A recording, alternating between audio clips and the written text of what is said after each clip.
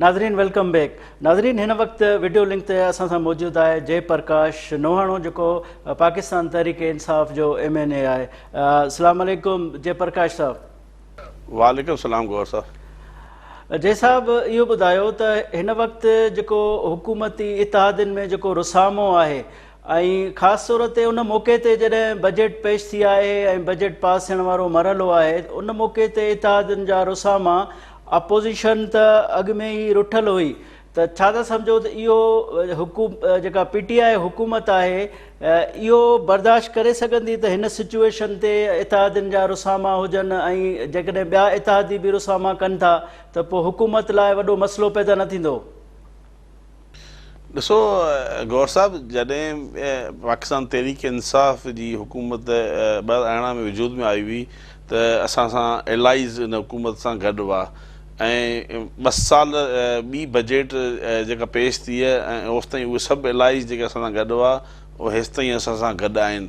पर सिर्फ़ु ऐं सिर्फ़ु जेकॾहिं जेको तव्हांजो जेको इशारो आहे, मां सम्झां थो त अख्तर मैंगल ॾांहुं वञे थो, सरदार अख्तर मैंगल साहिब ॾांहुं वञे थो, जंहिं पंहिंजी रिज़र्वेशन खे थियो। ईअं जॾहिं शुरूआत में हुकूमत ठही पे उन वक़्तु सरदार अख्तर मैंगल साहिब जा या उनजी पार्टी जा कुझु डिमांड्स हुआ, कुझु MOU साइन थियो हो, उहो उन्हनि MOUs ते अमल बि थियो आहे, पर कुझु शयूं आहिनि जेके जिन में कुझु टाइम लॻो आहे। मां नथो सम्झां त हीअ बजट आहे, बजट पास थियण जो त को वॾो इशू न आहे त असांजो नंबर्स त पूरो आहे 180 ऐं प्लस में अख्तर मैंगल साहिबु ऐं उन दौरान असांजी आला क़यादत जूं पार्टी जे प्राइम मिनिस्टर जे हुकुम ते ऐं उन्हनि सां ॻाल्हियूं हलनि पियूं। जेको जमहूरी वतन पार्टी जो शाहज़ैन बोगटी साहिबु, उन सां बि ॻाल्हियूं हलनि पियूं।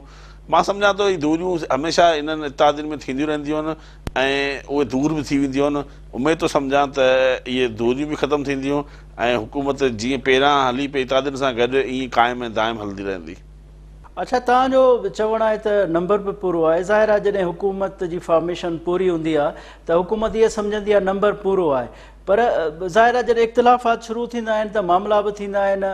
मैंगल साहिब जो रुसामो आहे, उनखां पोइ PTI अंदरि जेके नाराज़ माण्हू आहिनि, एजाज़ ख़ान आहे, उन्हनि तमामु घणियूं शिकायतूं आहिनि पंहिंजे पार्टी सां। रियाज़ आहे पंजाब खां, उनजूं बि शिकायतूं आहिनि। इवन अली ज़ैदी साहिबु जॾहिं असैम्बली में तक़रीर पे कई त कराची जे PTI जे MNAs बि काफ़ी मज़ामत जो मुज़ाहिरो कयो। त छा था सम्झो त हिन नाज़ुक सूरत हाल ते इहो हुकूमत लाइ इहो को नॉर्मल मामिलो आहे या इहा ॻाल्हि अॻिते वधी सघे थी ऐं हुकूमत मुश्किलात में अची सघे थी?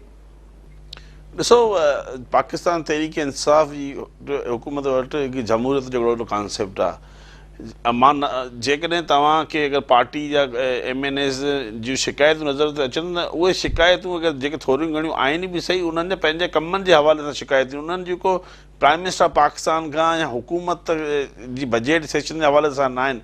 हू सिर्फ़ु ऐं सिर्फ़ु ई काफ़ी अरसे खां पोइ इजलास थियो, 4 महीननि खां पोइ कोरोना जे वबा खां पोइ इजलास थियो। उन्हनि में कुझु इशूज़ आहिनि, कराची वारनि जा इशूज़, के इलेक्ट्रिक जा इशूज़ ऐं उन जेनरल इशूज़ आहिनि, जाइज़ इशूज़ आहिनि। जेकॾहिं इशू ॾिसो, हिकिड़ो मुंतख़ब पार्लियामेंट जेको MNA थी अचे थो, उन्हनि ते बि ज़िमेदारी थिए थी पंहिंजे हल्के जा कमु करे। जेके मां सम्झां थो के इलेक्ट्रिक कराची वारनि जो ख़ासि जेको मूंखे नज़र आयो, के इलेक्ट्रिक जो इशू, उहो जेनरल इशू, उनजो उन बजट सां ऐं हुकूमत सां को तालुक़ु न आहे। बाक़ी बि ॿिया जेके पंजाब जा MNAs थिया आहिनि, उन्हनि जो जेको उन्हनि जो हिकिड़ो पॉइंट ऑफ व्यू आहे, पर उनजो हिन को बजट सां या को नंबर सां या हुकूमत सां बदमितमादी जी ॻाल्हि न आहे। हिन में सिर्फ़ु उन्हनि जा पंहिंजा हिकिड़ा ग्रीवेंसिस आहिनि। उहे त जमहूरियत में जंहिंसां मसइलो थींदो उहो पंहिंजी पार्टी खे त उन्हनि जे ॿुधाइण जो फ़र्ज़ु थो थिए ऐं ॿुधाइनि पिया, ऐं हुकूमत उन्हनि जा मसइला बि हल कंदी। उनजो हिन शइ सां को तालुक़ु न आहे को। जयप्रकाश नोहाणो साहिबु इहो ॿुधायो त जहांगीर तरीन फैक्टर बि मौजूदु आहे। जॾहिं जहांगीर तरीन जो शुगर स्कैंडल जे हवाले सां नालो आयो ऐं उनखां पोइ वज़ीर आज़म पारां बि इहो हिदायत जारी कई वई त कार्रवाई कई वञे, जेतोणीकि हिन वक़्त ताईं माठार आहे ऐं वज़ीर आज़म जी हिदायत खां पोइ बि मामिलो हिन वक़्त ताईं माठार आहे। त छा था सम्झो जहांगीर तरीन फैक्टर इफेक्ट कंदो? ऐं ज़ाहिर आहे हू नाराज़ बि आहे हुकूमत ते त हुकूमत में हूंदे ऐं हुन PTI जे इलेक्शन कैंपेन में तमामु घणो ख़र्च कयो, हुकूमत साज़ी में तमामु घणो उन ख़र्च कयो ऐं फर्ज़ कई, त हुनजी जेका नाराज़गी आहे त छा था सम्झो उहो फैक्टर बि शामिल थी सघे थो ऐं इहे ॻाल्हियूं चोबोल पिणु आहिनि? ॾिसो तव्हांखे ॿुधायां त पाकिस्तान तहरीक इंसाफ़ जी जेका हुकूमत आई उन में सभु हिकु हिकु वर्कर जो हिकु हिकु कारकुन जो ऐं जेके मुंतख़ब नुमाइंदा थी विया आहिनि उन्हनि जो वॾो हिकिड़ो रोल आहे, पर वॾे में वॾो रोल जेको असीं जेके बि मुंतख़ब नुमाइंदा आहियूं, जेके पार्लियामेंट में आया आहियूं, उन्हनि में जेके असीं अॼु मौजूदु आहियूं त पाकिस्तान तहरीक इंसाफ़ जे चेयरमैन वज़ीर आज़म ख़ान जे नाले ते आया आहियूं, PTI जे प्लेटफॉर्म ते आया आहियूं, भेट जे निशान ते खटे आया आहियूं। त इन में जहांगीर तरीन हिकु पार्टी में हुनजो एक्टिव रोल रहियो, इन में को शक कोन्हे, हुन पार्टी जे लाइ कमु कयो। ॿी जेका तव्हां ॻाल्हि कई न जहांगीर तरीन साहिबु ख़र्चु कयो, देखो इहो मुंहिंजे ख़्याल में मूंखे नथो लॻे त को पार्टी ते को ज़ाती जंहिं मां ख़र्चु कंदो आहे। पार्टी में जेको पंहिंजे हल्कनि में हर माण्हू इलेक्शन लड़े थो ऐं हू पंहिंजे इलेक्शन में ख़र्चु करे थो, उनजो हुन सां को तालुक़ु न आहे। ऐं जेके बि मुंतख़ब नुमाइंदा आहिनि उहे इमरान ख़ान सां गॾु आहिनि, पाकिस्तान तहरीक इंसाफ़ सां गॾु आहिनि, पार्टी जे मंशूर सां गॾु आहिनि, उन में को जहांगीर तरीन जो को रोल न आहे। ऐं न ई उहो हींअर हिते आहे बि सही, ऐं जेकर हिते हुजे बि सही, हा हिन में को शक कोन्हे। वज़ीर पाकिस्तान इमरान ख़ान साहिबु हिकिड़ी इंक्वायरी कमीशन ठाही जंहिंमें हुन चीनी शुगर क्राइसिस ऐं जेको अटे क्राइसिस थियो उन में हुन डिस्कस बि कयो, कल्ह स्पीच में बि हुन डिस्कस कयो। उनजो हिन सां को तालुक़ु कोन आहे। ऐं जेके बि नुमाइंदा आहिनि उहे इमरान ख़ान साहिब सां गॾु आहिनि, पाकिस्तान तहरीक इंसाफ़ जे मंशूर सां गॾु आहिनि। अच्छा, तव्हांजो इहो चवणु आहे त को अहिड़ो मामिलो न आहे, इहे नॉर्मल कंडीशन में थोरा घणा इख़्तिलाफ़ात थींदा आहिनि कमकार जे हवाले सां, पर फवाद चौधरी जेको ज़ाहिरा वफ़ाक़ी काबीना जो हिसो आहे ऐं अहम अॻुवाण आहे PTI जो, उन जेके ॻाल्हियूं कयूं आहिनि उन मां त इहो लॻे थो त तमामु घणी हिकिड़ी अंदरूनी वेड़ आहे ऐं घरूली वेड़ आहे, जेका इन क़िस्म जी जॾहिं वेड़ हूंदी आहे त का बि हुकूमत परफॉर्म न करे सघंदी आहे। ॾिसो फवाद चौधरी जो जेको इंटरव्यू आयो, उन इंटरव्यू खां पोइ जेके मुख़्तलिफ़ मीडियाज़ ते चौबोल हलिया, उन में तव्हां सभिनी जे जेके जो असांजो वफ़ाक़ी वज़ीर ख़ारजा मखदूम शाह महमूद कुरैशी साहिबु, उन बि पंहिंजो मौक़िफ़ ॾिनो। वफ़ाक़ी वज़ीर प्लैनिंग डेवलपमेंट असद उमर जो बि मौक़िफ़ आयो। पर मुंहिंजे ऐं उहो फवाद चौधरी जेको पंहिंजो हिकिड़ो हुनखे इहा ॻाल्हि आहे की करणु न खपंदी हुई अहिड़ी ॻाल्हि, त पर मुंहिंजे ख़्याल में इहो इन जी का एॾी वॾी का अहमियत न आहे। पार्टी में वज़ीर पाकिस्तान इमरान ख़ान आहे ऐं उनजी टीम हुन सां गॾु कमु करे रही आहे। ऐं हुन जेकॾहिं अहिड़ी ॻाल्हि कई तव्हां हुनजी क्वेश्चन हुन खां करे सघो था, ऐं हुनजी जेके जवाब में सभिनी जा पंहिंजा मौक़िफ़ अची चुका आहिनि। न, तव्हां छा था सम्झो त जेको अपोज़िशन जो इल्ज़ाम आहे त हुकूमत डिलीवर कोन करे पई ऐं हुकूमत में उहा एहलियत बि डिलीवर करण जी न आहे, त तव्हां छा था सम्झो जॾहिं त वज़ीर आज़म हिकु डायनामिक जॾहिं हिकु लीडर आहे ऐं हुन दावा बि कई हुई ऐं हुन अवाम सां वादो बि कयो, त पोइ परफॉर्म न करण जी जेको इल्ज़ाम आहे अपोज़िशन जो, उहो छा था सम्झो त हुन परफॉर्म न करण जा कहिड़ा फैक्टर आहिनि? तो गौर साहब, जॾहिं बि हुकूमत सां गॾु जेका अपोज़िशन हूंदी आहे, अपोज़िशन हमेशह हुकूमत तनक़ीद कंदी रहंदी आहे। जेकॾहिं हू हुकूमत अगरि तनक़ीद करे थी त उनजो इहो मतिलबु न परफॉर्म नथो करे। ॾिसो ॻाल्हि अचे परफॉर्मेंस जी, परफॉर्मेंस जी कल्ह जेका वज़ीर पाकिस्तान हिकिड़ी जेको मुफ़स्सिल जामे जेका स्पीच कई आहे उहा तव्हां ॿुधी बि हूंदी। उन खां पोइ जेका अपोज़िशन आहे वधीक डिप्रेशन में हली वई आहे। हुनजो जेको लाइन हुई, हुनजी क्लियरिटी हुई, हुनजी जेका ख़ारजा पॉलिसी हवाले सां, हुनजी जेके फाइनेंस जे हवाले सां, हुन जेकी करोना जी पॉलिसी हवाले सां, मां सम्झो ॾिसो अपोज़िशन तव्हां इहो ॾिसो त केतिरनि ॾींहंनि खां इजलास हली रहियो आहे। तव्हांखे ॾिसो त लीडर ऑफ अपोज़िशन जेको पहिरां हिन खां अॻु इजलास थियो उन में बि मौजूदु हो, हाणे त चलो ठीकु आहे हू करोना जो शिकार आहे, मां नथा सम्झां त हुनखे अचण बि न खपे। पर हिकिड़ी ॻाल्हि ॿुधो, हू अपोज़िशन पाण विखरियल आहे। पाण तव्हांखे अपोज़िशन जी नंबर्स मां तव्हां ॾिसो पिया, उन्हनि जी अटेंडेंस मां, उनजे रवैये मां, हू बेसिकली अपोज़िशन खे तनक़ीद करणी हूंदी ऐं तनक़ीद जाइज़ आहे। असांखे अगरि जेका तनक़ीद भराए इस्लाह कनि, उन्हनि त अॼु हेसि ताईं बजट में का रिकमेंडेशन न आई आहे। बाक़ी सियासत में तनक़ीद थींदियूं रहंदियूं आहिनि, उहे तनक़ीद बर्दाश्त बि कबियूं आहिनि ऐं उहे जारी ऐं सारी आहिनि। तव्हांजो चवणु आहे त शहबाज़ शरीफ़ साहिबु अपोज़िशन लीडर हूंदे बि मौजूदु न आहे, त ज़ाहिर आहे बिलावल भुट्टो ज़रदारी उहो ख़ाल पूरो करे पियो। छा ख़्यालु आहे तव्हांजो त अपोज़िशन जी तरफ़ां जेको वॉइस आहे या जेका कारकर्दगी आहे उन में का कमी नज़र अचे थी तव्हांखे? ॾिसो मुख़्तलिफ़ पार्टियूं आहिनि, मुख़्तलिफ़ पार्टियूं पाण में ठहियल बि हूंदियूं आहिनि, पाण में विरायल बि हूंदियूं आहिनि, ठीकु आहे न। जेकॾहिं बिलावल भुट्टो अचे, ज़रदारी अचे थो, हू पंहिंजी पार्टी खे रिप्रेज़ेंट करे थो, शहबाज शरीफ़ साहिबु ईंदो त पंहिंजी पार्टी खे रिप्रेज़ेंट कंदो, पर मूंखे हिन जेको मां गुज़िरियल हफ़्ते खां वठी रेगुलर इजलास वञी रहियो आहियां, मूंखे अपोज़िशन हीअं डिप्रेशन जो शिकार पई नज़र अचे, विखिरियल पई नज़र अचे, ऐं हू हुनजे ज़हन में का न जेकॾहिं हू तनक़ीद कनि था त सिर्फ़ु हिन तनक़ीद जो जेको महवर आहे, जेको एहसाब जेको शुरू थियो आहे, जो पाकिस्तान तहरीक इंसाफ़ जे वज़ीर अज़म पाकिस्तान इमरान ख़ान साहिबु जेको हिननि जी जेको करप्शन आहे, नेब जूं कार्रवायूं आहिनि, उन्हनि खां ॾिनल आहिनि, ऐं हीअ बार बार उन्हनि जी तनक़ीद हुकूमत था कनि। नेब हिकु आज़ादु इदारो आहे, लाज़मी आहे जेके नेब उन्हनि ते गिरफ़्तारियूं थियनि थियूं, नेब करे थो, उनखां पोइ हू त तनक़ीद कंदा, उहो त हुकूमत खे बर्दाश्त करणी पवंदियूं। जयप्रकाश साहब, हिते वठूं था मुख़्तसर ब्रेक खां बाद हाज़िर थींदासीं।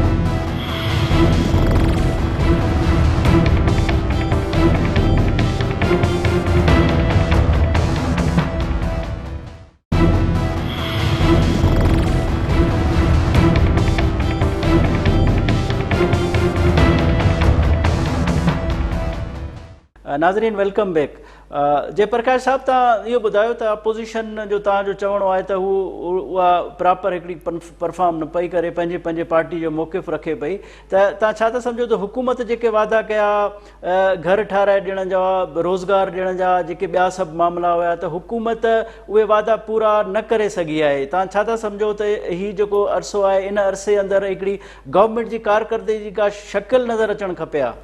ॾिसो गौर साहिबु, हिकिड़ी तव्हांखे ॻाल्हि ॿुधायां, पाकिस्तान तहरीक इंसाफ़ जी जॾहिं हुकूमत वजूद में आई हुई, तव्हांखे इहो यादि रखणु घुरिजे त पाकिस्तान जेके हिननि वरसे में असांखे छा ॾिनो, विरासत में असांखे छा मिलियो।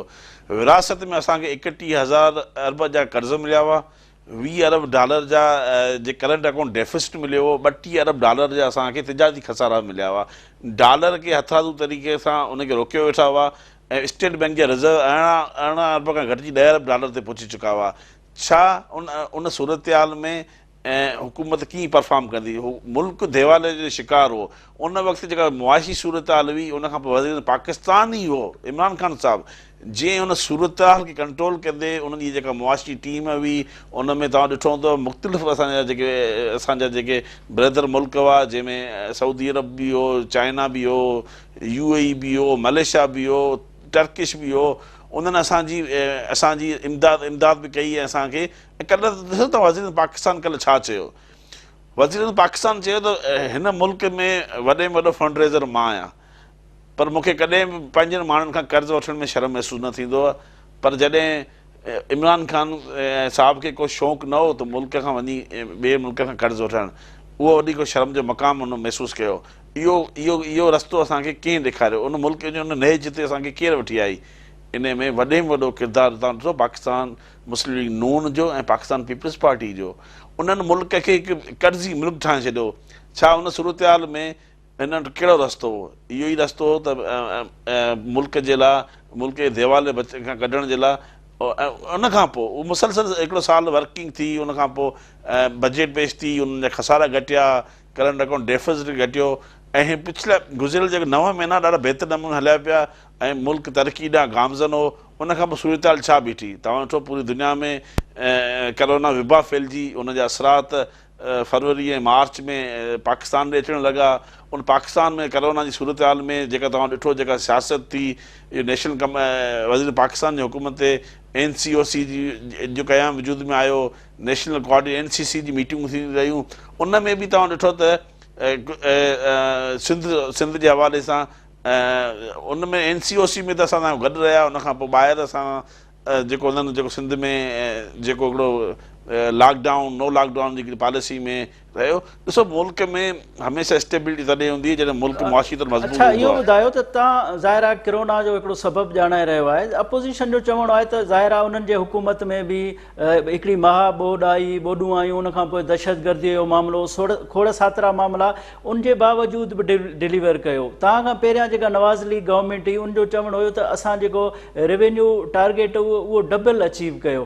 त हिन वक़्तु न मौजूदा हुकूमत इहे इल्ज़ाम आहिनि अपोज़िशन जा त न को एहतिसाब वारो मामिलो आहे, उहो को पंहिंजे अंजाम ते पहुचे थो, विक्टमाइज़ेशन थिए थी, न के रिकवरियूं आहिनि, न का टैक्स रिकवरी आहे, न को जेको टारगेट आहे उहा हुकूमत पूरो करे रही आहे। त हुकूमत जी कारकर्दगी जी झोल में कुझु ॼाणाइण ऐं ॻणाइण लाइ आहे कुझु कोन? ॾिसो आउं तव्हांखे ॻाल्हि ॿुधायां, जॾहिं पाकिस्तान मुस्लिम नून जी हुकूमत आई हुई त हुनखे 6,000 अरब जा कर्ज़ मिलिया हुआ। जॾहिं असांखे हुकूमत मिली त 31,000 अरब जा कर्ज़ मिलिया। हुकूमत परफॉर्मेंस इन में को शक कोन्हे त हुकूमत परफॉर्मेंस ॾांहुं वञी रही आहे। छा तव्हांखे मुल्क खे देवाले खे बचाइण तव्हां हिनखे परफॉर्मेंस नथा चओ? मुल्क जो करंट अकाउंट डेफिसिट जेको 20 अरब डॉलर आहे उन घटाए 3 अरब डॉलर कयो, तव्हां छा हिनखे परफॉर्मेंस नथा सम्झो? छा 32 अरब डॉलर जा जेके तिजारती खसारा हुआ उनखे 10 अरब ताईं पुॼाइण, इहो छा मुल्क हुकूमत जी परफॉर्मेंस न आहे? ॾिसो, तव्हां अगरि परफॉर्मेंस असांखे अपोज़िशन जो सर्टिफिकेट जी ज़रूरत न आहे का परफॉर्मेंस वठण जी। परफॉर्मेंस तव्हांखे नज़र अची रही आहे। परफॉर्मेंस जेकॾहिं तव्हां अगरि हिन खां अॻु में को डिज़ास्टर थिया आहिनि, उहे हिकिड़े क़िस्म जा इलाइक़ा ई थिया आहिनि। हीउ हिकु डिज़ास्टर जेको थियो आहे, जेको पूरी वर्ल्ड में थियो, जंहिंमें दुनिया जी वॾे में वॾियूं जेके इकॉनमी हुयूं, जेके वॾे में वॾा मज़बूत मुल्क जिन जी 50,000 डॉलर पर कैपिटल इनकम हुई, उन्हनि जूं मैशियतूं वेही रहियूं। तव्हां पाकिस्तान हिकु अहिड़ो मुल्क आहे जेको अॻे ई हिन मुआशी सूरत हाल में विकिड़ियल हो, उन में तव्हां हिन सूरत हाल में तव्हां वटि कहिड़ो ऑप्शन आहे? या तव्हां हिकिड़े पासे तव्हां वटि मुआशी सूरत हाल आहे, तव्हां ॿिए पासे तव्हांजी माण्हुनि जो रोज़गार जो मसइलो आहे। तव्हां वटि ॿ ऑप्शन बीहनि था त तव्हां मुल्क खे या लॉक करे छॾियो या मुल्क में माण्हुनि खे कमु करणु ॾियो। त मुंहिंजे जयप्रकाश साहब इहो ॿुधायो मसइला पंहिंजे जॻह ते, पर मौजूदा हुकूमत कारकर्दगी खे जेकर असां पासे करे इहो सोचूं त इहे जेके स्कैंडल आया, खंड जा स्कैंडल, अटे जो, उनखां पोइ तेल जी क़ीमतुनि में घटायो वियो त तेल गाइब थी वियो, ज़ाहिर आहे इहे सभु जेके बहरान हुया त छा हुकूमत जी जेका अखि ॿूटियल रही ऐं सभु कुझु थी वियो, उन बैदि शयूं ज़ाहिर थियूं ऐं दावा कई वई त हाणे कार्रवाई कंदासूं? ॾिसो, मूंखे तव्हां इहो ॿुधायो त हिन खां अॻु में मुख़्तलिफ़ हुकूमतूं रहियूं आहिनि। कॾहिं कंहिं अहिड़ी हुकूमत का आई जंहिं का अहिड़ी इंक्वायरी कमीशन ठाही हुजे ऐं इंक्वायरी कमीशन जी रिपोर्ट पधरी कई हुजे, और पधरी थियण खां पोइ उन्हनि जी फॉरेंसिक रिपोर्ट वरिती वई, उन ते वरी रिकमेंडेशन ॾिनो वियो। हाणे जॾहिं खां इंक्वायरी कमीशन ठही आहे, इंक्वायरी कमीशन जे रिकमेंडेशन आया आहिनि, त उनखां पोइ जेके धुरियूं आहिनि उहे हाई कोर्ट ॾांहुं वेयूं, इस्लाम हाई कोर्ट ॾांहुं वेयूं। जॾहिं इस्लाम हाई कोर्ट में उन्हनि हारायो त हाणे सिंध हाई कोर्ट में वेयूं आहिनि। त ॾिसो, आउं तव्हांखे ॻाल्हि ॿुधाए छॾियां, जेके मुल्कनि में हिते वॾो हिकिड़ो नेक्सस आहे। आउं अॼु इन में चवण में को आर महसूस थो कयां त पार्लियामेंट में बि हिकु वॾी माफ़ियाज़ वेठल आहे। पार्लियामेंट मंझि बि हिकु वॾा बिज़नेसमैन वेठल आहिनि, जेके पंहिंजे बिज़नेस खे प्रोटेक्ट करण लाइ हिते वेठा आहिनि। इहे सियासत में हुननि पाण में दूरियूं हूंदियूं आहिनि, पर जॾहिं कारोबार जी ॻाल्हि हूंदी आहे त हू साम्हूं अची गॾियल हूंदा आहिनि। तव्हां हीअं ॾिसो, हिन में को शक कोन्हे, हींअर हिननि हाईकोर्ट में सिधा हाईकोर्ट में स्टे वठी आया आहिनि, इंक्वायरी कमीशन जो वरी बि रिज़ल्ट उते बीठी आहे। त इहो इमरान ख़ान साहब बोल्ड माण्हू आहे, जेको अगरि उन्हनि जे पंहिंजा माण्हू बि उन शइ में इन्वॉल्व हुजनि था, उन ते एक्शन खणण में देरि नथो करे। हिन खां अॻु में का बि हुकूमत हुई जिन पंहिंजनि जेके हुन सां गॾु आहे उन्हनि जी इंक्वायरी कमीशन दॿाई वयूं, उन्हनि ते का अमल बि कोन थियो। हिन खां अॻु में मूंखे तव्हां ॿुधायो, जेको कराची जेको वॾो PI जो वॾो हादसो आयो, हिन खां अॻु में बि त इंक्वायरी कमीशन ठहियूं न। एयर ब्लू जो क्रेश थियो, बोजा जो क्रेश थियो, अॼु जेके PI थियो त हुनजी इंटरम रिपोर्ट अची वई आहे। त इहा हुकूमत खे तव्हां ॾिसो, तव्हां जेकॾहिं इहे हुकूमत खे साराहणो पवंदो, हुकूमत जा जेके बोल्ड स्टेप उन्हनि खे बि तव्हांखे नज़र रखणो पवंदो त इमरान ख़ान साहब जो विजन ऐं हुनजी जेका क्लियरिटी, हुनजी पॉलिसी ऐं हुनजी जेका ट्रांसपेरेंसी, इन में तव्हांखे हुनखे दाद बि ॾियणो पवंदो। न, तव्हां छा था सम्झो त PTI हुकूमत जी जेके हिन वक़्तु कारकर्दगी आहे उन ते सवाल आहिनि ऐं हुनजे इतिहादी नाराज़ आहिनि, जॾहिं त PTI अंदरि जेके MNAs या MPAs आहिनि उहे ख़ुदि बेचैन आहे। त इन कंडीशन में ज़ाहिर आहे इमरान ख़ान अकेलो कीअं ओवरकम करे सघंदो? ॾिसो, जेके बि अगरि असां सां गॾु इत्यादी हुजनि या पार्लियामेंट असांजा ख़ुदि PTI मेंबर्स हुजनि, हू सिर्फ़ु ऐं सिर्फ़ु पंहिंजो जेकॾहिं उन्हनि जो जेके इशूज़ उन्हनि जी ॻाल्हि था कनि। जेकॾहिं इहो मां सम्झां थो हुन पार्लियामेंट जो बुनियादी हक़ आहे, हू पंहिंजे हल्के जी ॻाल्हि करे सघनि था, पंहिंजे इशूज़ ते ॻाल्हि करे सघनि था। इन में को इमरान ख़ान साहब जी वीकनेस जी ॻाल्हि ई कोन्हे न। उहे इमरान ख़ान साहब खे ख़ुदि मज़बूत करण जे लाइ उनजे पोयां दीवार हुन सां गॾु बीठा आहिनि। इहा उनजी ताक़त आहे मेंबर्स। ऐं जेकॾहिं जयप्रकाश साहब, जॾहिं बेचैनी वधी वेंदी आहे ऐं इख़्तिलाफ़ मज़ामत ताईं अची वेंदो आहे त पोइ छा था सम्झो ख़तरे जी घंटी महसूसु न करणु खपे? अहिड़ी का ॻाल्हि कोन्हे जेका तव्हां सोचो पिया, अहिड़ी ॻाल्हि मूंखे नज़र नथी अचे, न ई हिन ॻाल्हि ताईं का एॾी डिटेल वञण जी ज़रूरत बि आहे। पाकिस्तान तहरीक इंसाफ़ जा मेंबर्स पाकिस्तान तहरीक इंसाफ़ सां गॾु आहिनि, LI असां सां गॾु आहिनि, MQ असां सां गॾु आहे, PMLQ असां सां गॾु आहे, इंडिपेंडेंट असलम भूतानी साहिब असां सां गॾु आहे, साईं अली नवाज़ शाह साहिबु असां सां गॾु आहे। त असांजा इन में को बाक़ी हाणे हर माण्हू जा रिज़र्वेशन हुजनि था, उहे मुंहिंजा बि थी सघनि था, तव्हांजा बि थी सघनि था, कंहिंजा मेंबर जा थी सघनि था, उहो पंहिंजे हक़ ऐं सच जी ॻाल्हि करे सघे थो। कल्ह असांजी मुलाक़ात थी प्राइम मिनिस्टर पाकिस्तान जी, असीं जेके अक़लियती MNA जेके पंजे उन्हनि जी असांजी मुलाक़ात थी आहे, हुननि असांजूं जेके मिनॉरिटी इशूज़ ते ॻाल्हि थी आहे, वॾे गौर ऐं फ़िक्र सां ॿुधो ऐं उन्हनि जी डायरेक्शन्स ॾिनी आहे उन्हनि मिनॉरिटी इशूज़ ते। ऐं मुंहिंजे ख़्याल में इहो प्राइम मिनिस्टर हमेशह मिलंदो रहंदो असां सां। हिन खां असीं अॻे बि 4 दफ़ा प्राइम मिनिस्टर सां मुलाक़ातूं करे चुका आहियूं। कल्ह असां रिक्वेस्ट कई, कल्ह असांजी मुलाक़ात थी ऐं आईंदा बि मुलाक़ात जारी रहंदियूं। इन में को एॾी वॾी ॻाल्हि का बि कुझु कोन्हे। सभु पाकिस्तान तहरीक इंसाफ़ जा जेके इलेक्टेड MNAs आहिनि उहे पाकिस्तान तहरीक इंसाफ़ सां गॾु आहिनि ऐं का घबराइण जी ज़रूरत न आहे। तव्हांजो चवणु आहे त इन क़िस्म जी मज़ामत या इवन वज़ीर आज़म जो नो कॉन्फिडेंस वारी बि नौबत न ईंदी, तव्हां एतिरा कॉन्फिडेंट आहियो? कतई न, सवाल ई कोन थो पैदा थिए, उहा नौबत ई कोन्हे हिन सूरत हाल में। मां सम्झां थो ॻाल्हि करणी हिकिड़ी हिन ॻाल्हि खे तोल ॾियणो, अहिड़ी का ॻाल्हि ई न आहे। इहा ॻाल्हि हिन जो को विजूद ई न आहे हिन ॻाल्हि जो को। ठीकु आहे जयप्रकाश साहिबु, वॾी महिरबानी तव्हां टाइम ॾिनो। नाज़रीन, हीउ शो ॾिठो तव्हां। ईंदड़ शो में कंहिं नए मौज़ूअ सां गॾु हाज़िर थींदासूं। पंहिंजे मेज़बान गौहर गांगरो खे इजाज़त ॾींदा।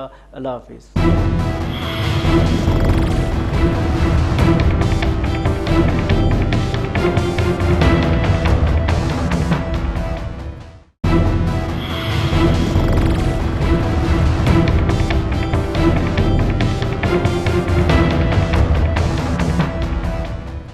अस्सलाम वालेकुम नाज़रीन, राजधानी टाइम प्रोग्राम सां गॾु मां आहियां गौहर गांगरो।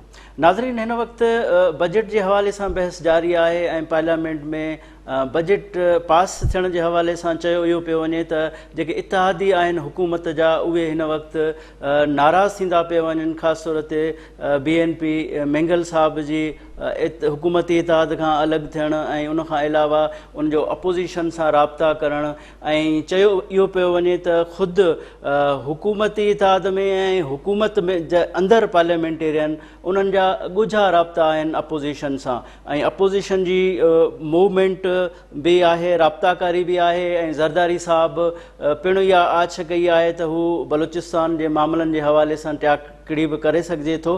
त ॾिसिजे त इन पोज़ीशन में हुकूमत बजट पास कराइणु ऐं हुकूमत जो सर्वाइवल वारा मामला जेके आहिनि उहे किथे दंग कनि था। आया अपोज़िशन ते जेको इहो इल्ज़ाम हुयो त अपोज़िशन बि ख़ामोश आहे, को किरदारु अदा नथी करे ऐं अपोज़िशन लीडर शहबाज़ शरीफ़ बि पार्लियामेंट में न पियो अचे। हाणे इहे सभु मामला आहिनि त हुकूमत इन कंडीशन में जॾहिं संदसि इतिहादी जेके आहिनि नाराज़ आहिनि, बजट पास थियण वारो मरहलो आहे, त इन मरहले मां हुकूमत निकिरी अचे थी, पाण खे इन मरहले मां कामयाबु कराए थी, या अपोज़िशन हिकु प्रोएक्टिव तौर रोल अदा करे हुकूमत खे टफ टाइम ॾींदी, या को नो कॉन्फिडेंस वारो मामिलो आहे, या को ॿियो प्रेशर डेवलप कंदी। इहे सभु मामला आहिनि। हिन वक़्तु असां सां पाकिस्तान पीपल्स पार्टी जो सेनेटर ऐं पाकिस्तान पीपल्स पार्टी जो चेयरमैन जो तर्जुमान मुस्तफ़ा नवाज़ खोखर असां सां टेलीफोन लाइन ते मौजूदु आहे। साणसि असां मौजूदा सूरत हाल ते ॻाल्हाईंदा आहियूं। अस्सलाम वालेकुम मुस्तफ़ा साहब। जी वालेकुम सलाम।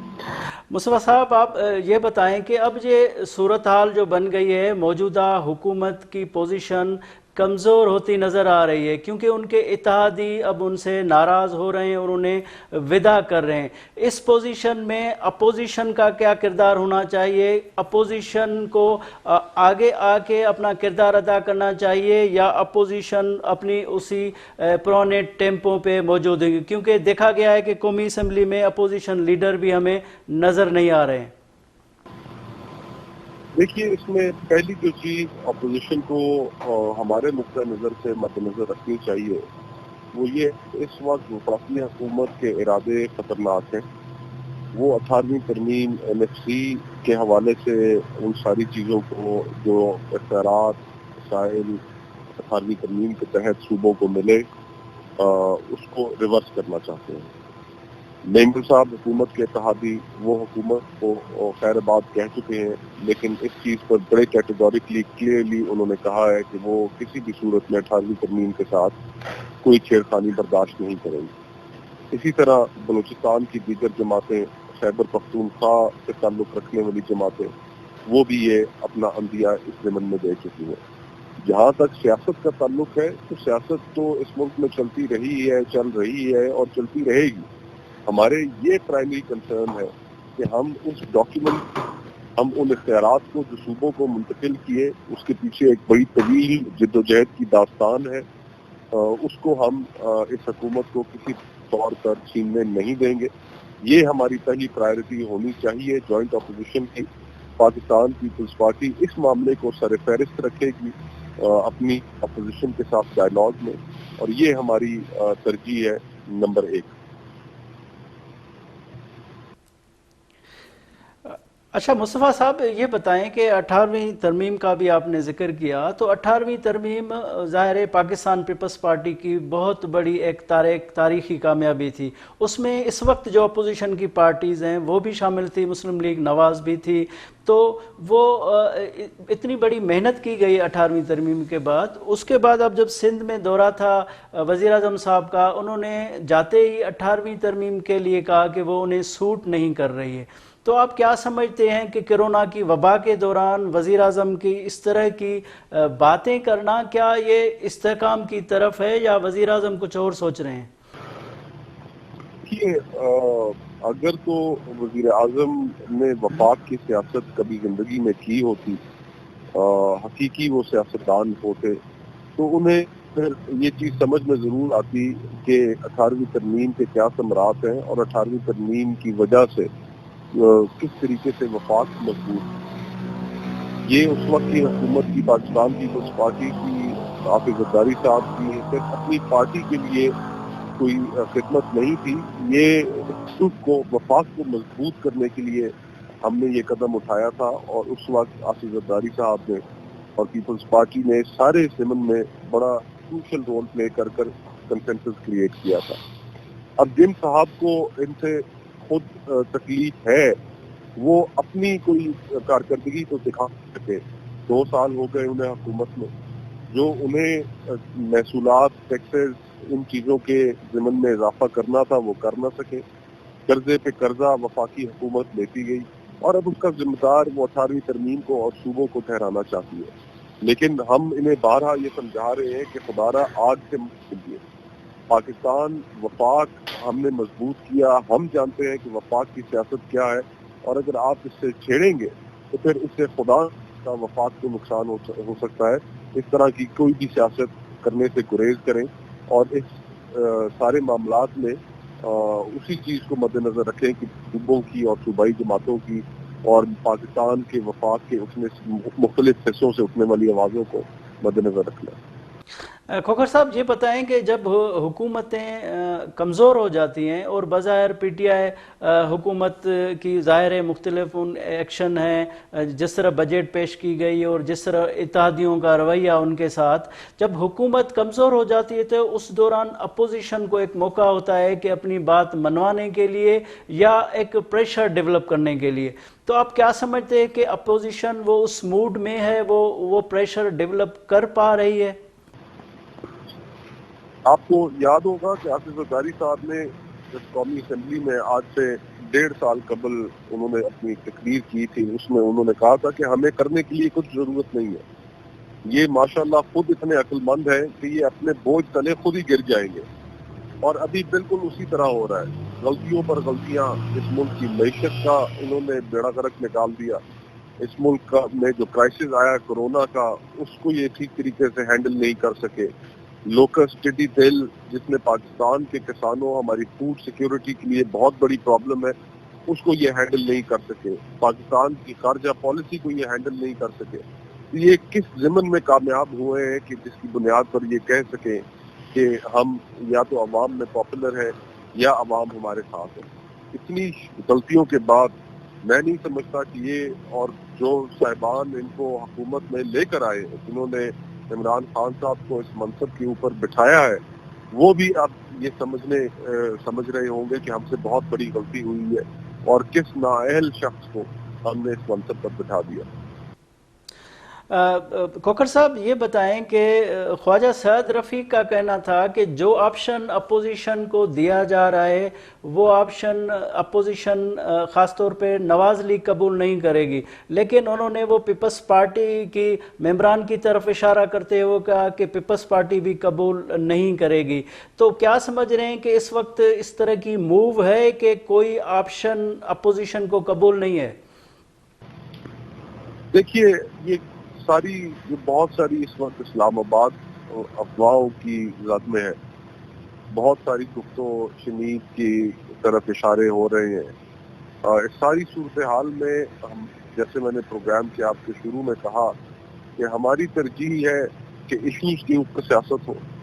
ہماری پہلی ترجیح ہے کہ جس چیز نے اس ملک کے وفاق کو مضبوط کیا اس کے اوپر کوئی آنچ نہ آئے، اور باقی جہاں تک سیاست کا تعلق ہے تو عمران خان صاحب، میں نہیں سمجھتا کہ پاکستان متحمل ہو سکتا ہے ان کے مزید وزیر اعظم ہونے کا۔ آج جو قومی اسمبلی میں انہوں نے خطاب کیا اس میں اسامہ بن لادن کو انہوں نے شہید ٹھہرا دیا، یعنی کہ جس شخص کی آرگنائزیشن نے اس ملک میں کشت و خون کا بازار گرم کیا، کراچی سے لے کر خیبر تک، کیسے ہم اس شخص کو شہید کہہ سکتے ہیں؟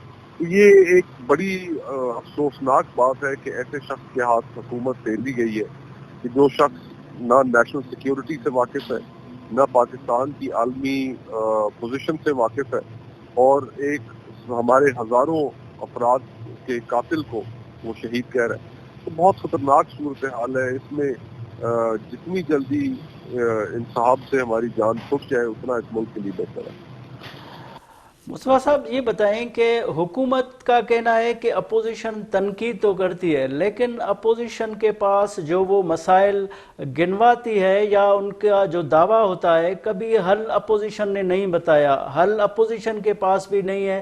پاکستان کے پاس اس وقت جو مسائل ہیں اور معیشت کے جو حالات ہیں اور جو ملک کے حالات ہیں، اس حوالے سے اپوزیشن صرف تنقید برائے تنقید کر رہی ہے، ان کے پاس بھی کوئی حل نہیں ہے۔ کیا کہیں گے؟ اگر ہمارے پاس کوئی حل نہیں ہے اور اگر ہم حل بتا بھی دیں، کون سا ان لوگوں نے اس کے اوپر عمل کرنا ہے؟ ہمارا جو اپنا دور تھا، پاکستان پیپلز پارٹی کا دور آپ کے سامنے ہے، جس میں ہمیں بہت بڑے چیلنجز کا سامنا تھا، دہشت گردی بہت عروج پر تھی، ملک میں سیلاب، 2 دفعہ بڑے سیلاب آئے، ایک عالمی فائنینشیل معاشی کرائسس تھا۔ اس کے باوجود آپ 2013 میں دیکھیے پاکستان کی ایکسپورٹس کہاں پر تھی اور آج پاکستان کی ایکسپورٹس کہاں پر ہے۔ اسی طرح مسلم لیگ نون کے دور میں وہ کہ ہمیں ان کی سیاست سے کافی اختلاف ہے، لیکن معیشت 5% سے اوپر گرو کر رہی تھی اور آج ہماری معیشت نیگیٹو میں ہے۔ تو ہمارے اپنے جو دور ہے، ہمارے ادوار کے اندر ہماری حکومت اور خصوصاً پاکستان پیپلز پارٹی کی حکومت مضبوط تھی، وفاق کو اس نے مضبوط کیا، ایسے قدم اٹھائے۔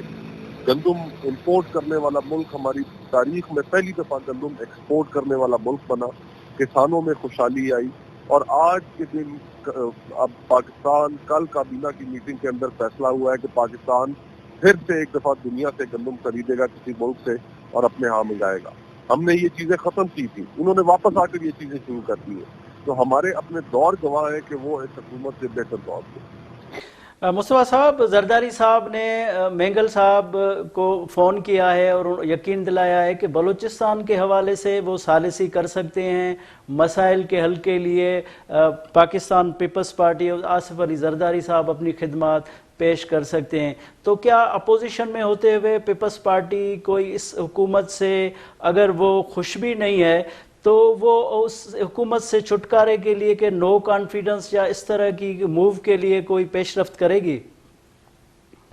دیکھیے، یہ کہنا تو قبل از وقت ہوگا، لیکن زرداری صاحب کا آپ کو علم ہے کہ بہت سنجیدہ اور ٹھنڈے دل سے سیاست کرنے کے عادی ہیں۔ بہت داؤ پیچ جو ہماری سیاست کے ہیں اس وقت پاکستان میں، ان سے بہتر اس کو سمجھنے والا کوئی نہیں۔ وہ اپنی پتے وقت سے پہلے بھی شو نہیں کریں گے، اور ایسا فیصلہ کریں گے، مناسب وقت میں فیصلے کریں گے کہ جن سے اس ملک کی عوام کو نہ صرف ریلیف ملے گا بلکہ ان حکمرانوں سے جان بھی چھوٹے گی۔ اچھا، اپوزیشن لیڈر شہباز شریف سے پیپلز پارٹی یا باقی اپوزیشن کا کوئی رابطہ ہوا ہے؟ کیونکہ حکومت کا یہ کہنا ہے کہ اپوزیشن لیڈر ابھی اس وقت ایوان سے غائب ہے، یہ جو تاثر ہے کیا سمجھتے ہیں درست ہے یا کوئی مجبوری کے تحت یہ ہو رہا ہے؟ دیکھیے، شہباز شریف صاحب کی صحت خراب ہے، ان کو ابھی کورونا ٹیسٹ بھی ان کا پازیٹیو آیا، اس وبا کا بھی وہ شکار ہوئے، اس طرح کی ان سے اس موقع پر توقع رکھنا بھی میرے خیال سے تھوڑی سی زیادتی ہوگی۔ وہ پہلے اپنی صحت، کینسر پیشنٹ بھی ہیں، کینسر سروائیور بھی ہیں، وہ اپنی صحت اور کورونا کی وبا سے جیسے ہی باہر نکلیں گے تو ہم امید کرتے ہیں کہ جوائنٹ اپوزیشن اور دیگر جماعتیں ساری تمام قیادتیں مل بیٹھیں گی اور مل بیٹھ کر کوئی نیا عمل بنائیں گے۔ آخری سوال ہے مصطفیٰ صاحب آپ سے کہ کیا سمجھتے ہیں کہ اس وقت اپوزیشن بھی ناراض ہے اور حکومتی اتحادی بھی ناراض ہیں، تو ظاہر بجٹ پاس ہونے والا ہے، تو کیا سمجھتے ہیں کہ بجٹ گورنمنٹ آسانی سے پاس کر لے گی؟ اپوزیشن کا اس طرح کا تعاون کا موڈ ہے یا کوئی دوسرا سیناریو بنے گا؟ دیکھیے، اپوزیشن کے علاوہ، حکومتی اتحادیوں کے علاوہ حکومت کے اپنے ارکان وہ تو ٹی وی چینل پر بیٹھ کر کہہ رہے ہیں کہ ہم عوام میں جا نہیں سکتے، ہم ذلیل ہو کر رہ گئے ہیں۔ ان کے اپنے ارکان کے اندر بہت زیادہ بغاوت ہے، تو میں بھی یہ سمجھتا ہوں کہ اتحادیوں کی غیر موجودگی میں اور پھر اپنے ارکان کی بغاوت کا جو سامنا پی ٹی آئی کو کرنا پڑ رہا ہے، ان کے لیے بجٹ پاس کرانا کوئی اتنا آسان عمل نہیں ہوگا۔ مصطفیٰ کھوکھر صاحب، آپ کی بڑی مہربانی، آپ نے ہمیں ٹائم دیا۔ ناظرین، ہتے وٹھوں تھا مختصر بریک کھان بعد ایک بے مہمان سے گفتگو کنداسوں، اساں سان گڈ رہجو۔